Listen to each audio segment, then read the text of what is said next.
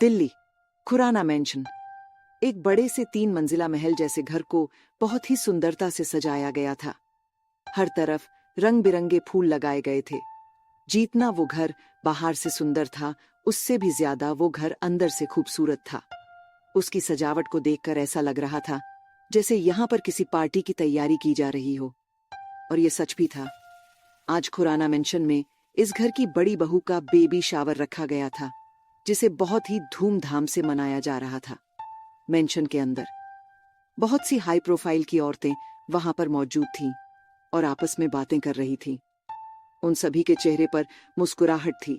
उन्हीं सब के बीच में एक लड़की फूलों से सजे हुए झूले पर बैठी हुई थी, जिसे बहुत ही सुंदर तरीके से तैयार किया गया था। एक बार उसे कोई देखे तो उसकी नजर उस पे से हटे ही नहीं। वो इतनी सुंदर लग रही थी। उस लड़की का पेट निकला हुआ था, जिससे साफ पता चल रहा था कि उसी लड़की के लिए बेबी शावर रखा गया है। तभी उस लड़की के पास एक अधेड़ उम्र की महिला आती है, जिनकी उम्र लगभग 50 साल थी। वो उस लड़की के पास जाती है और बहुत ही प्यार से उसके सर को चूमते हुए कहती हैं, दिशा बेटा। दिशा जो दिखने में बहुत ही सुंदर थी और साथ ही संस्कारी भी है। दिशा की उम्र 27 साल है और दिशा इस घर ही सबसे बड़ी बहू दिशा सार्थक खुराना है। सुमन जी दिशा से कहती हैं, अब तुम थोड़ी देर ऐसे ही बैठो, अभी रस्म शुरू हो जाएगी। उस महिला की बात सुनकर दिशा हल्की सी मुस्कान के साथ कहती है, जी मॉम। दिशा जिसे मॉम कहती है वो औरत कोई और नहीं बल्कि उसकी सास सुमन रघुवेंद्र खुराना थी। सुमन जी दिशा से इतना कह वहां से हट जाती हैं। कुछ देर बाद दिशा के पास सुमन जी फिर से आती हैं, लेकिन इस बार वो अकेले नहीं बल्कि उनके पीछे कई सारी सर्वेंट अपने हाथों में थाल लिए हुए आते हैं। सुमन जी दिशा के पास पहुंचकर सभी लोगों की ओर देखते हुए कहती, अब रस्म शुरू करते हैं।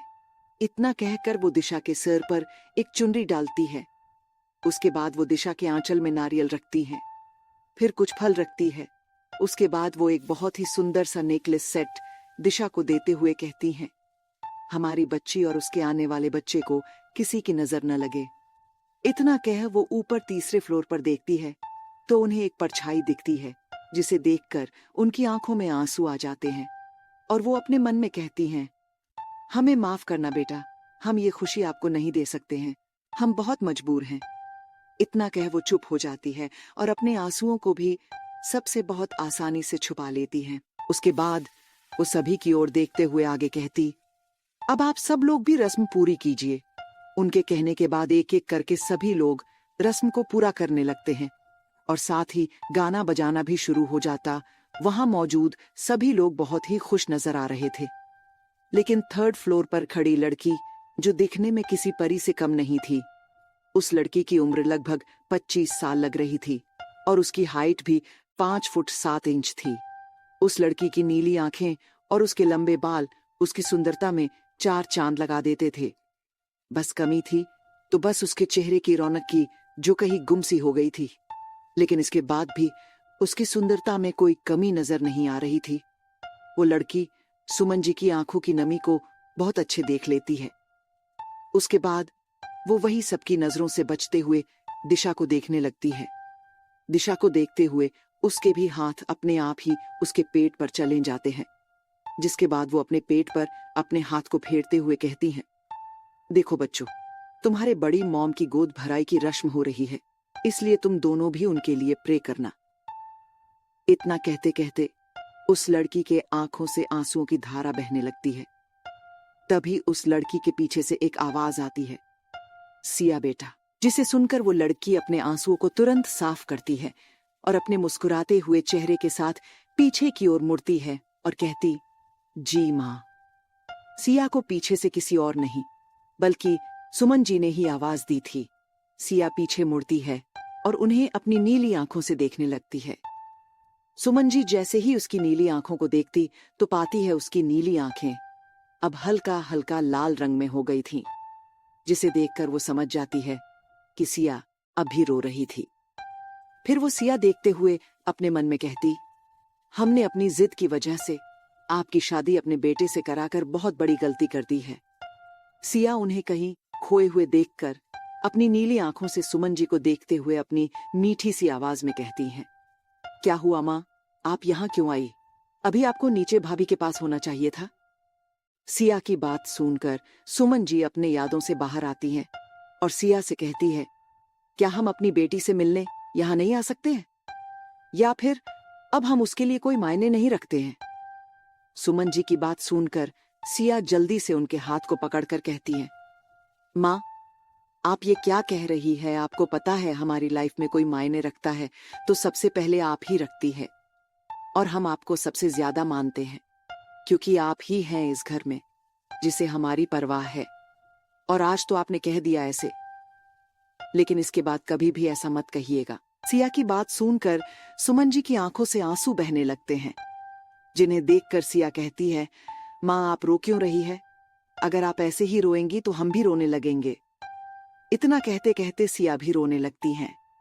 उसे खुद के लिए परेशान और रोता हुआ देखकर सुमन जी तुरंत अपने आंसुओं को पोंछती हैं और बहुत ही सख्त आवाज में कहती हैं, सिया आप रोना बंद कीजिए। अगर आप रोएंगी तो हमारे पोता और पोती भी रोटट्टू पैदा होंगे, इसलिए हम नहीं चाहते आप ऐसे रोए।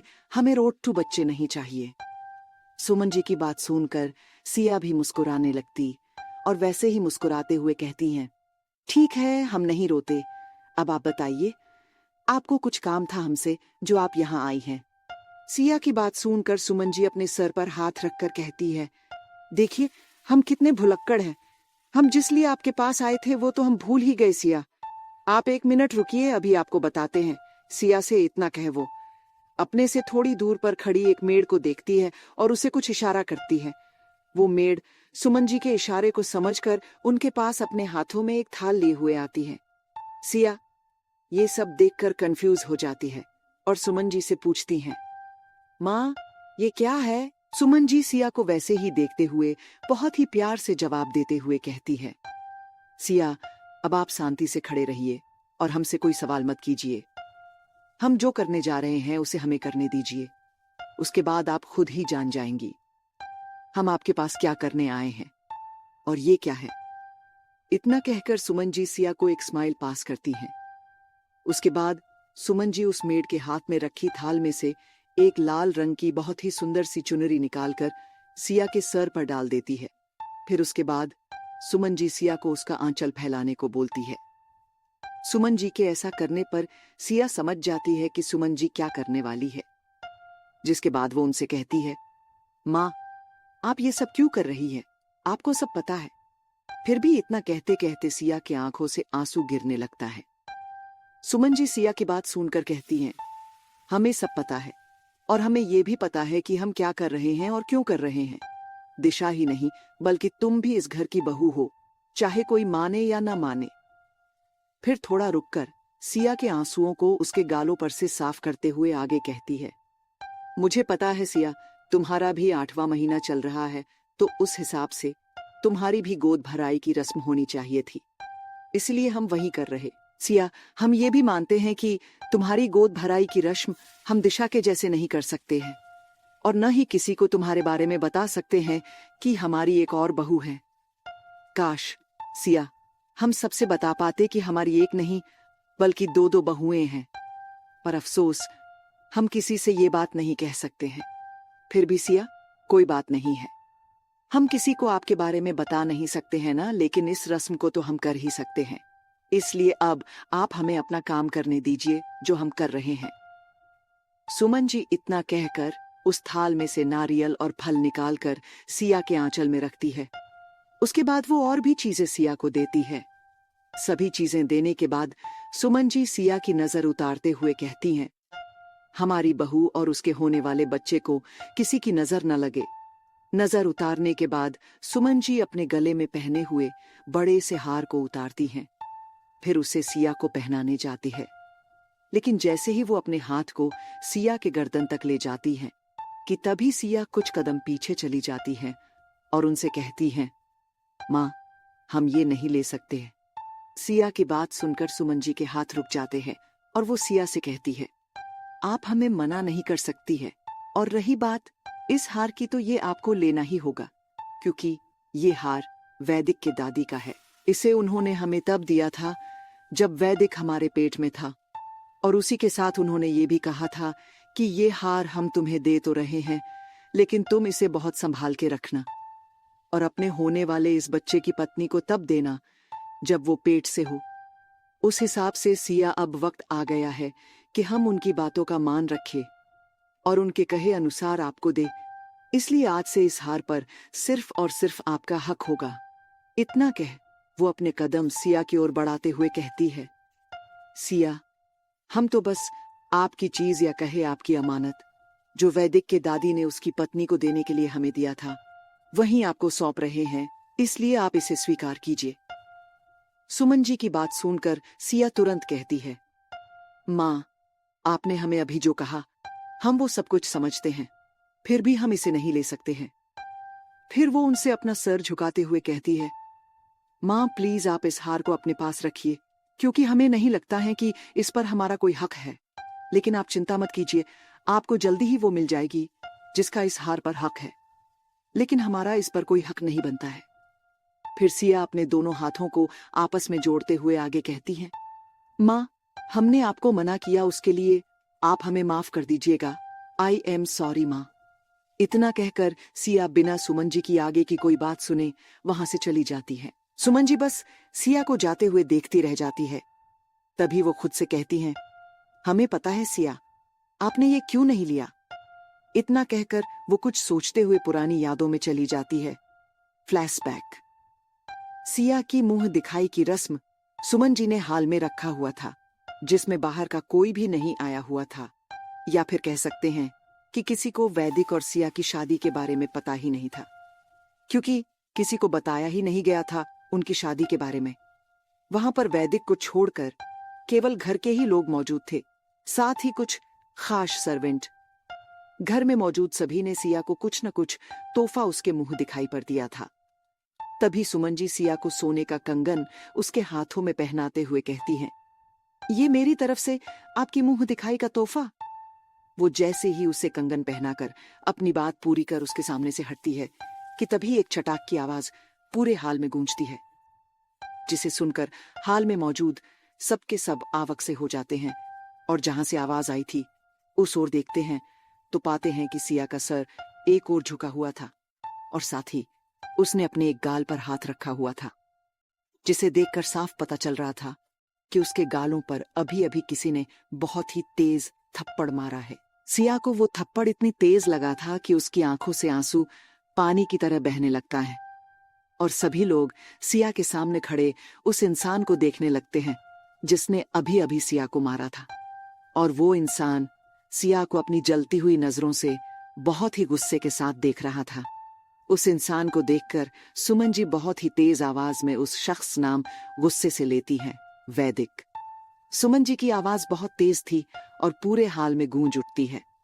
वो इंसान अपना नाम सुनकर सुमन जी की ओर देखता है।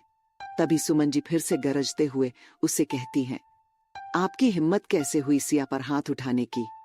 सुमन जी की बात सुनकर के वैदिक अपनी डरा देने वाली आवाज में कहता है, जैसे इसकी हिम्मत हुई है आप लोगों को बेवकूफ बनाकर आप सबसे इतने महंगे गिफ्ट्स लेने की।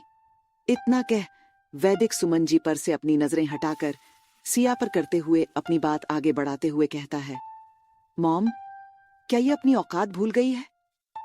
इतना कहकर वैदिक सिया के हाथों को पकड़ लेता है और बहुत ही बेरहमी के साथ सिया के हाथ में से सुमन जी के दिए हुए कंगन को निकालने लगता है। सिया के हाथों में से वैदिक के द्वारा जबरदस्ती कंगन निकालने के वजह से सिया के दोनों हाथों में काफी चोट लग जाती है और उसके हाथों की चमड़ी भी छिल जाती है। लेकिन वैदिक को इन सब से कोई फर्क नहीं पड़ता है। लेकिन उसके ऐसे करने से सिया को बहुत दर्द हो रहा था और वो रोते हुए बस वैदिक को ही देखे जा रही थी। कुछ देर बाद वैदिक सिया से कंगन लेने के बाद उस कंगन को वापस सुमन जी को देते हुए कहता है, आज के बाद आपने या किसी ने भी इस लड़की को कुछ दिया तो मुझसे बुरा कोई नहीं होगा।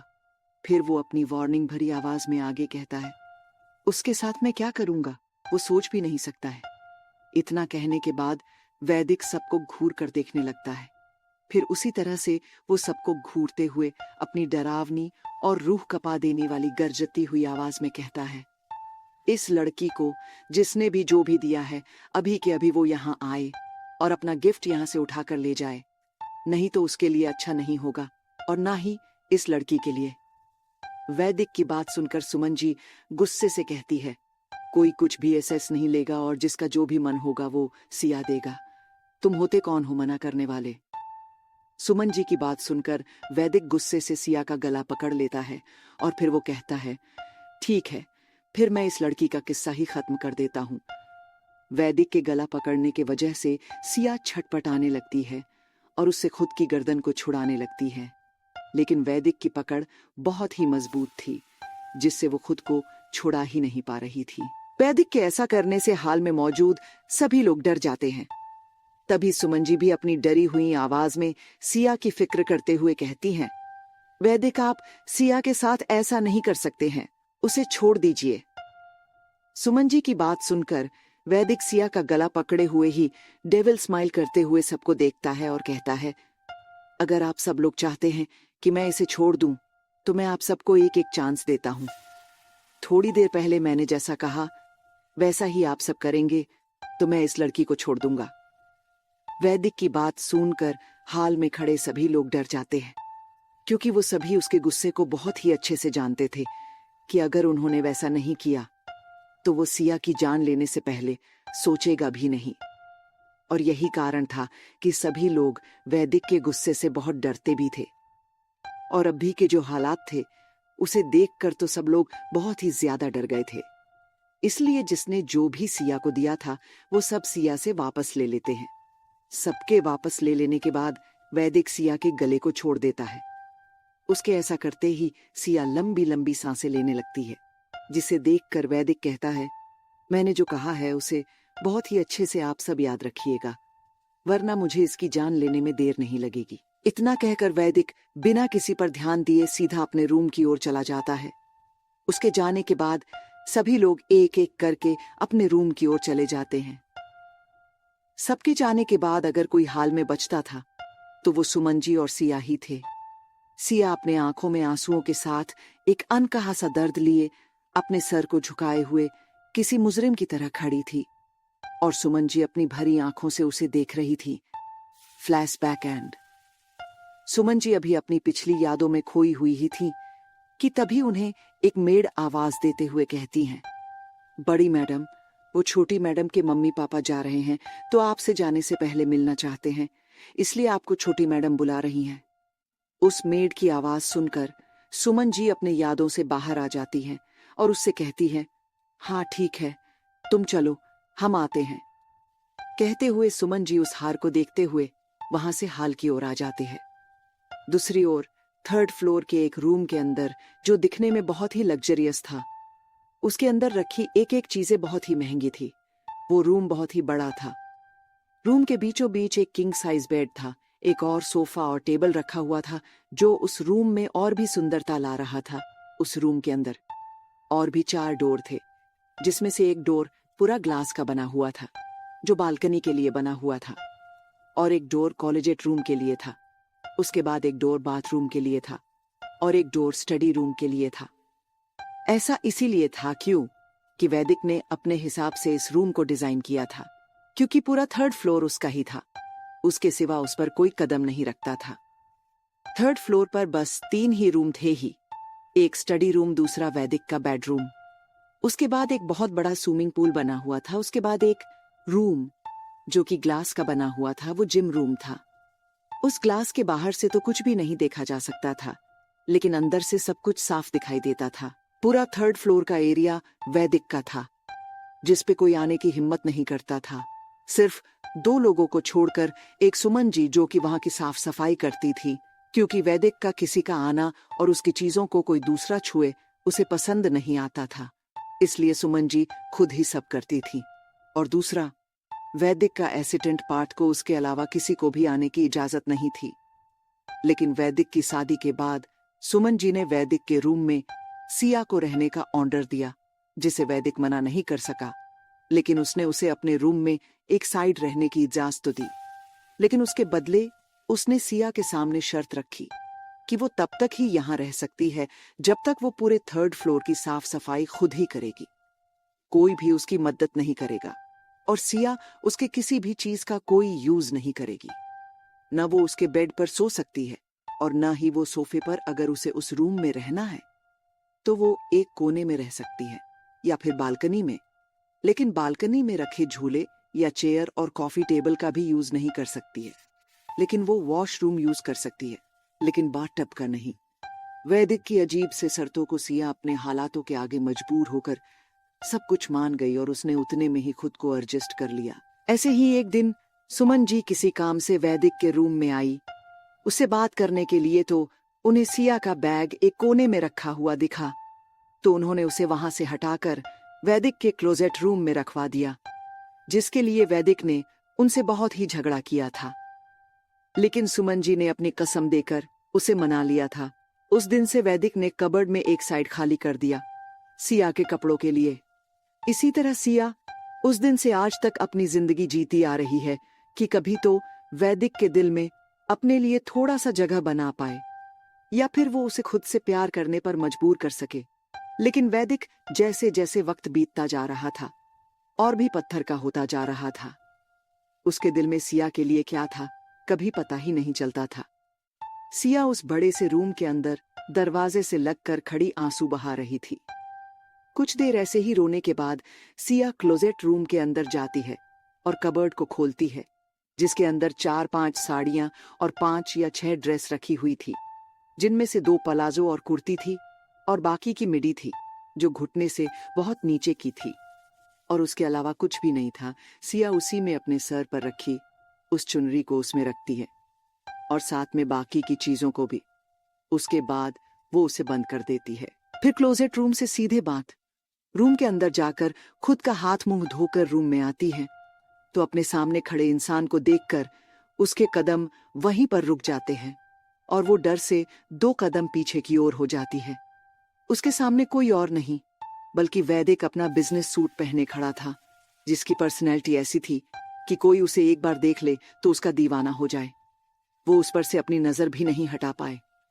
वैदिक एक टॉल और हैंडसम सा लड़का था जो दिखने में बहुत ही कम उम्र का लगता था, लेकिन उसकी उम्र 27 साल थी और उसकी हाइट 6 फीट 2 इंच थी। उसकी आंखें हेजल ग्रीन थी, जिसे में कोई भी खो जाए सलीके से बाल सेट किए हुए। रंग उसका गोरा और उसकी बॉडी भी बहुत ही अच्छी थी। 8 पैक एब्स और उसकी मस्कुलर चेस्ट जो किसी भी लड़की को आसानी से सेडोज्ड कर सकते थे, लेकिन उसका ऑरा किसी रोबोट की तरह था जिसे अपने काम के अलावा कुछ दिखता ही न हो। सिया वैदिक को अपने सामने देखकर डर जाती है और वही वैदिक भी सिया को देखता है तो पाता है उसका चेहरा रोने की वजह से सूज गया था और उसकी नीली आंखें इस समय लाल हो चुकी थी। लेकिन वैदिक को देखकर ऐसा लगता है जैसे उसे सिया के इस हालत से कोई फर्क ही न पड़ा हो, और वो उसके बगल से निकलकर बाथरूम के अंदर चला जाता है। उसे इस तरह खुद को इग्नोर करते हुए देखकर सिया के आंखों में ठहरा आंसू फिर से उसके गालों पर आ जाता है, जिसे वो जल्दी ही साफ कर लेती है और क्लोजेट रूम की ओर फिर से बढ़ जाती है। सिया कुछ देर बाद क्लोजेट रूम से बाहर निकलती है तो उसके हाथों में विवान का कपड़ा था, जिसे वो बेड पर रखती है। फिर वो टाइम देखती है तो शाम के 6 बज रहे थे। उसके बाद वो रूम से बाहर आती है, जिसके बाद वो नीचे की ओर देखती है तो बेबी शावर अब तक खत्म हो चुका था और सारे मेहमान भी जा चुके थे। बस हाल में घर के ही लोग नजर आ रहे थे। सिया चारों ओर अपनी नजर घुमाकर देखती है। इसके बाद जब उसे तसल्ली हो जाती है कि कोई भी नहीं है तो वो अपने धीमे कदमों से चलते हुए नीचे की ओर आने लगती है। सिया एक एक करके सीढ़ियों से उतरते हुए नीचे हाल में आती है। सिया जब हाल में आती है तो वो पूरी पसीने से भीग चुकी थी और हांफ भी रही थी, क्योंकि उसका 8वां महीना चल रहा था और इतनी ज्यादा सीढ़ियों से उतरते की वजह से उसकी ऐसी हालत हुई थी। तभी सुमन जी की नजर उस पर जाती है तो वो सिया को ऐसे देखकर जल्दी से उसके पास जाती है और उसे डांटते हुए कहती हैं, हमने कितनी बार कहा है तुम्हें सीढ़ियों से मत आया करो, लिफ्ट से आया करो। तुम्हें हमारी बात समझ में क्यों नहीं आती है? तुम भूल जाती हो क्या तुम प्रेग्नेंट हो और इस हालत में इतनी सीढ़ियों पर नहीं चढ़ा उतरा जाता है, ऊपर से तुम कमजोर भी हो। उनकी बातों को सुनकर सिया अपना सर झुका लेती है, लेकिन कुछ भी जवाब नहीं देती है, जिसे देख सुमन जी अपने मन में कहती हैं, तुम क्या हो सिया? तुम किस मिट्टी की बनी हुई हो? एक बार वैदिक ने तुम्हें लिफ्ट यूज करने से मना कर दिया और तुम्हें सीढ़ियों से जाने आने के लिए कह दिया, तो तुमने उसे मान भी लिया। इतना कह वो फिर से कुछ सोचने लगती है। सिया जब शादी के बाद पहली बार घर आई थी, तो सुमन जी उसे वैदिक के कमरे में जाने के लिए कहती हैं।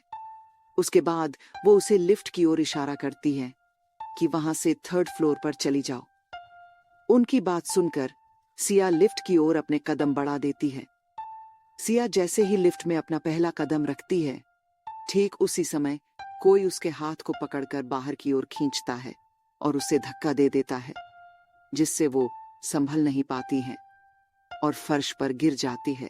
उसके बाद जब वो अपना सर उठाकर देखती है, तो उसे वैदिक का चेहरा नजर आता है, जिसे देखकर उसके आंखों में एक बार फिर से आंसू आ जाते हैं। लेकिन वैदिक को इससे कुछ भी फर्क नहीं पड़ता है और वो अपनी दमदार आवाज में कहता है, क्या तुम अपनी औकात भूल गई हो जो तुम इस लिफ्ट से जा रही हो? इस लिफ्ट का यूज सिर्फ मैं करता हूं और कोई बाहर वाला इसका यूज करे, मुझे बर्दाश्त नहीं है। वैदिक की बात जैसे ही खत्म होती है, वहां पर सुमन जी आ जाती है और वो जल्दी से सिया को सहारा देके खड़ा करती हैं। उसके बाद वो वैदिक को घूरते हुए कहती हैं, वैदिक, लगता है आपने हमारी बात सुनी नहीं है। हम एक बार फिर से आपको याद दिला देते हैं, सिया आपकी पत्नी है, कोई बाहर वाली नहीं है और वो आपके रूम में ही रहेगी। जैसे वैसे ही इस लिफ्ट को भी यूज करेंगी। सुमन जी की बात को सुनकर वैदिक गुस्से से चीखते हुए कहता है, आपको क्या लगता है मॉम, आप हर बार मुझसे अपनी बात नहीं मनवा सकती हैं? अगर ऐसा ही है तो इसे लिफ्ट यूज करने दीजिए, लेकिन ये मेरे कमरे में कदम भी नहीं रखेगी। वैदिक की बातों को सुनकर सुमन जी उसे घूर कर देखती है, जिसे देख वैदिक के होठों से डेविल स्माइल आ जाती है। उसे इस तरह हंसता हुआ देखकर सुमन जी कहती है, ठीक है सिया, ये लिफ्ट यूज नहीं करेगी, लेकिन वो रहेगी तो आपके कमरे में ही। इतना कहकर वो उसी की साइड में एक और लिफ्ट थी, उसके पास सिया को ले जाते हुए कहती हैं, सिया बेटा, तुम इस लिफ्ट से 3rd फ्लोर पर जाया करो अब से।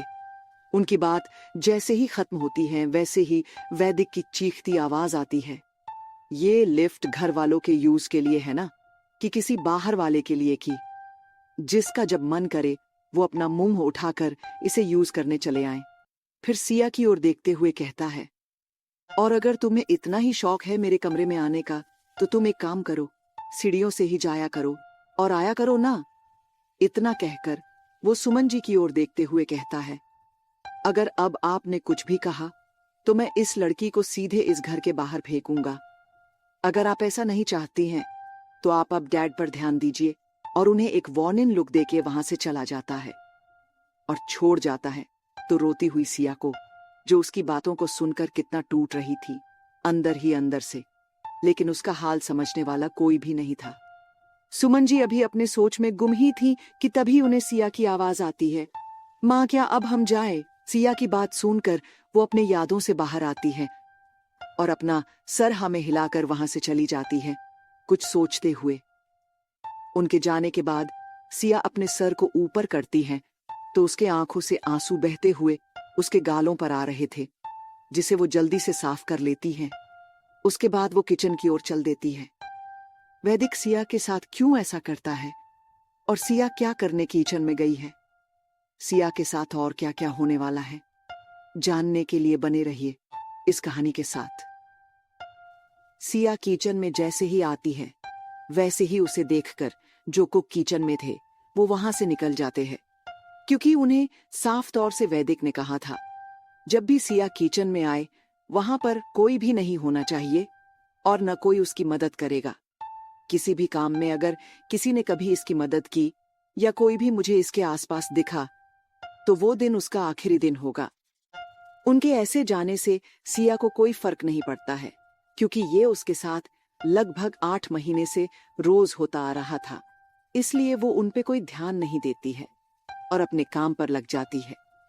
कुछ देर में सिया वैदिक के लिए काफी और घर वालों के लिए चाय बना लेती है।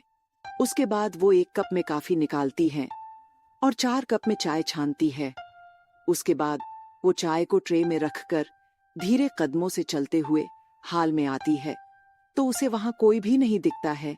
जिसके बाद वो गार्डन की ओर आती है तो वहां पर उसे सब लोग नजर आते हैं, जहां पर इस समय गार्डन में एक टेबल पर, जहां पर 5 चेयर लगी हुई, वहीं पर एक चेयर पर रघुवेंद्र जी और उनके बगल वाले चेयर पर सुमन जी बैठी हुई थी और उनके सामने वाले एक चेयर पर सार्थक और दूसरी चेयर पर दिशा बैठी हुई थी और एक चेयर खाली पड़ी हुई थी। सिया चलकर उन लोगों के पास आती है और उन्हें चाय का कप एक एक कर देती है, जिसे वो लोग बिना कुछ बोले थाम लेते हैं। उसके बाद सिया फिर से गार्डन से निकलकर अंदर किचन में आती है और कॉफी के कप को ट्रे में रखती है। उसके बाद वो फिर से किचन से निकल जाती है। सिया किचन से निकलकर हाल में आती है और फिर सीढ़ियों से होते हुए 3rd फ्लोर पर जाने लगती है। सिया को सीढ़ियों पर चढ़ते हुए बहुत ही प्रॉब्लम हो रही थी, लेकिन वो सबको किनारे करते हुए वैसे ही सीढ़ियों पर चढ़ती रहती है। कुछ देर बाद सिया 3rd फ्लोर पर पहुंच जाती है, लेकिन उसकी हालत बहुत ही खराब थी। वो पसीने से भीग चुकी थी और उसकी सांसें भी असामान्य थीं। सिया कुछ पल वहीं रुककर खुद को शांत करती है। उसके बाद वो फिर धीरे कदमों से चलते हुए कमरे के अंदर आती है तो उसे सामने से बांध रूम के गेट से निकलता हुआ वैदिक दिखता है, जो अभी अभी सवार लेके कमरे में आ रहा था। वैदिक ने इस समय बस अपनी वी-शेप कमर पर एक टॉवल बांधा हुआ था और अपने एक हाथ में टॉवल पकड़े अपने सर को पोंछ रहा था। वैदिक के बालों से पानी फिसले हुए उसकी बॉडी पर आ रहे थे, जो उसे और भी हॉट बना रहे थे। वैदिक पूरा नेक्ड था, बस उसने अपनी कमर पर टॉवल बांधा हुआ था, जिससे उसकी बॉडी साफ साफ दिखाई दे रही थी, जिसे देखकर कोई भी उसकी ओर खींचा चला जाए और उसे अपना बनाने की इच्छा उसकी आंखों में साफ साफ दिखाई दे। लेकिन सिया के आंखों में ऐसा कुछ भी नजर नहीं आता है। वो वैदिक को देखकर अपना सर झुका लेती है और अपनी जगह पर रुक जाती है। उसे रुका हुआ देखकर वैदिक धीरे कदमों से चलते हुए सोफे पर जाके बैठ जाता है और अपने हाथ में पकड़े हुए टॉवल को सोफे पर रख देता है, जिसे देखकर सिया भी सोफे के पास जाती है और ट्रे को वैदिक के सामने करती है। उसके ऐसा करने से वैदिक ट्रे में रखी कॉफी को बहुत ही शिद्दत से घूरने लगता है, क्योंकि ट्रे में रखी हुई कॉफी पूरी दूध से बनी हुई कॉफी थी, जिसे देखकर वैदिक बिना कुछ कहे उस कप को उठा लेता है। उसके बाद उसका चेहरा फिर से एक्सप्रेशनलेस हो जाता है। उसे देखकर समझ ही नहीं आता है कि वो क्या सोच रहा है, और न ये पता चल रहा था कि वो कॉफी देखकर खुश है या फिर कुछ और चल रहा है वैदिक के मन में। वैदिक के कॉफी लेने के बाद सिया ट्रे को सोफे के पास कॉफी टेबल पर ट्रे को रखती है। उसके बाद वो सोफे पर रखे टॉवल को अपने हाथ से उठाती है और उसके बाद सिया वैदिक के बालों को उसी टॉवल से सुखाने लगती है। वैदिक जैसे ही सिया के हाथों का स्पर्श अपने सर पर पाता है, उसकी आंखें सुकून से बंद हो जाती हैं। उसकी आंखें, जो अब तक इमोशनलेस नजर आ रही थीं, उनमें अब एक राहत नजर आ रही थी। वैदिक को इस तरह देखकर सिया अपने मन में कुछ सोचने लगती है। कहा, वैदिक शादी के 1 महीने तक उसे अपनी चीजों को छूने तक नहीं देता था, लेकिन अब वो अपने सारे काम उससे करवाता था। वो तब से जब शादी के 1 महीने बाद उस पर अटैक हुआ था, जिसमें वो घायल हो गया था। वैदिक की हालत ऐसी हो गई थी कि वो खुद से 1 गिलास पानी तक लेके पी नहीं पाता था।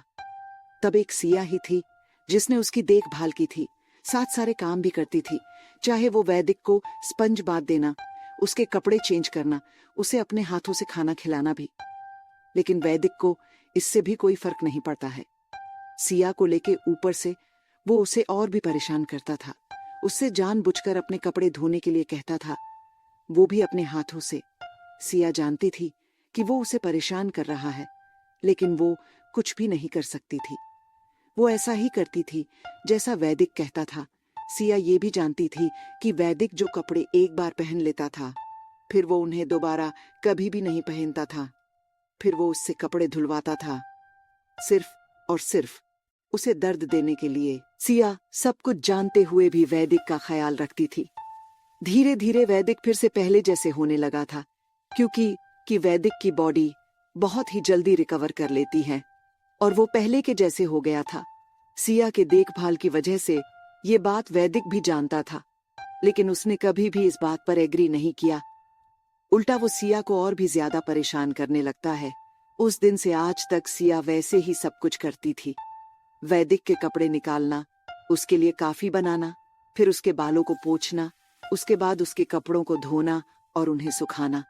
लेकिन वैदिक को इन सब चीजों से कोई लेना देना ही नहीं था। वैदिक को सिया की हालत पर भी तरस नहीं आता था कि वो ये सब कैसे करती होगी इस हालत में, जबकि इस हालत में सबसे ज्यादा जरूरत तो उसे थी, लोगों की और खास करके वैदिक की। लेकिन वैदिक तो उसे उस गलती की सजा दे रहा था जो उसने कभी किया ही नहीं था। सिया को उसकी नफरत समझ ही नहीं आती थी कि क्यों वो उससे इतनी नफरत करता है। सिया सोचती है, क्या ये हमसे सिर्फ उस दिन के लिए इतनी नफरत करते हैं? इसके आगे सिया अपनी सोच को रोकते हुए अपनी आंसू भरी आंखों से वैदिक की ओर देखती है, तो उसके बाल अब तक सूख चुके थे। सिया टॉवल को वैदिक के बालों से हटाती है। उसके बाद वो बिना उसकी ओर देखे फिर से अपने धीमे कदमों से बांध रूम की ओर चल देती है। सिया जैसे ही वैदिक के सर से टॉवल दूर करती है, वैसे ही वैदिक की सुकून से बंद आंखें खुल जाती है, जिनमें अब कोई भी इमोशन नजर नहीं आ रहा था और उसका चेहरा भी एक्सप्रेशनलेस हो गया था। और वो उसी के साथ काफी का SIP लेता है, जिसके बाद उसके होठों पर एक हल्की सी स्माइल आ जाती है, लेकिन वो उसे तुरंत ही छिपा लेता है। उसे देखकर कोई कह ही नहीं सकता था कि उसने अभी स्माइल किया था। वही दूसरी ओर बाथरूम के अंदर सिया जब बाथरूम के अंदर आती है तो देखती है हमेशा की तरह आज भी वैदिक के सारे कपड़े फर्श पर फैले हुए थे, जिन्हें देखकर सिया एक बार खुद को देखती है, फिर कपड़ों को, जिसे देखकर उसके आंखों में ठहरे आंसू फिर से पानी की तरह बहने लगते हैं। सिया धीरे धीरे फर्श पर बैठती है, क्योंकि उससे बैठा नहीं जाता था अब, लेकिन फिर भी वो बैठती है। लेकिन इस बात से अनजान कि कोई उसे ये सब करते हुए बहुत गौर से देख रहा था कैमरे के जरिए। सिया को पता ही नहीं था कि उस बात रूम में भी कैमरा लगा हुआ है। यहाँ तक कि सिया को ये भी नहीं पता था कि उस पर हर वक्त किसी की नजरें टिके हुए थीं।